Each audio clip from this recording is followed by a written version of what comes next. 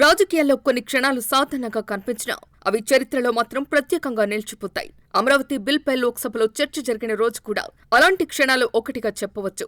Amaravati bill సమయంలో Lok Sabha speaker కుర్చీలో కూర్చున్న వ్యక్తి సాధారణ ఎంపీ కాదు. ఒకప్పుడు డీజీపీ, ఇప్పుడు బాపట్ల నుంచి పార్లమెంట్కు ఎన్నికైన ఎంపీ తేనేటి కృష్ణప్రసాద్.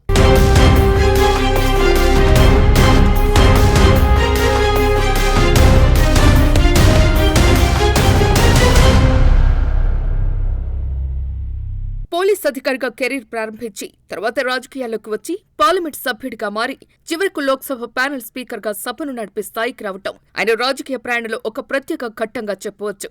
అదే సమయంలో అమరావతి వంటి కీలక అంశంపై చర్చ జరుగుతున్నప్పుడు లోక్సభ కుర్చీలో కూర్చోవటం ఆయనకు కూడా ఒక ప్రత్యేక అనుభూతిని కలిగించింది.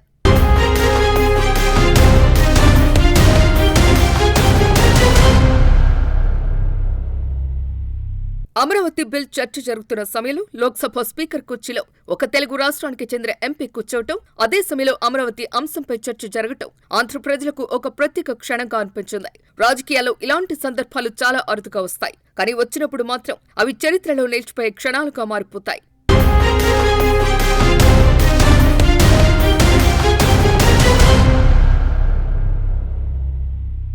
ఆంధ్రప్రదేశ్కు ఒక రాజధాని ఉండాలి అనే చర్చ చాలా సంవత్సరాలుగా కొనసాగుతోంది.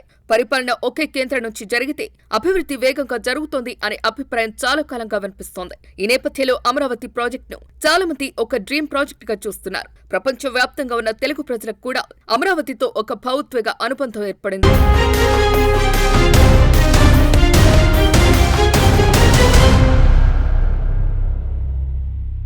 అమరావతి అంశంపై రాజకీయంగా రణరంగంగా మారింది. మొదట వైసీపీ అధికారంలో ఉన్నప్పుడు తీసుకున్న నిర్ణయాలు తర్వాత అధికారంలోకి వచ్చిన టీడీపీ మార్చడం వల్ల ఈ అంశం మరింత రాజకీయంగా మారింది. ఎన్నికల్లో ఓటమి తర్వాత కూడా ఈ అంశంపై విమర్శలు, ఆరోపణలు కొనసాగుతూనే ఉన్నాయి. ఈ పరిస్థితిలో అమరావతి అంశం కేవలం ఒక నగర నిర్మాణం విషయం కాకుండా ఆంధ్రప్రదేశ్ రాజకీయాల్లో ఒక పెద్ద అంశంగా మారింది.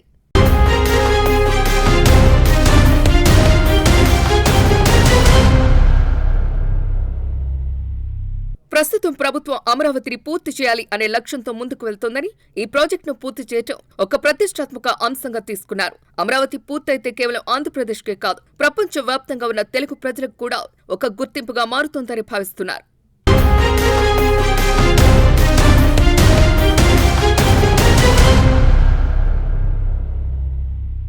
కానీ అమరావతి గురించి రాజకీయాలు, చర్చలు, భావోద్వేగాలు మాత్రం ఇంకా కొనసాగుతూనే ఉన్నాయి. భవిష్యత్తులో అమరావతి ఎలా మారుతోంది, ఎలా అభివృద్ధి చెందుతోంది అనేది చూడాల్సి ఉంది.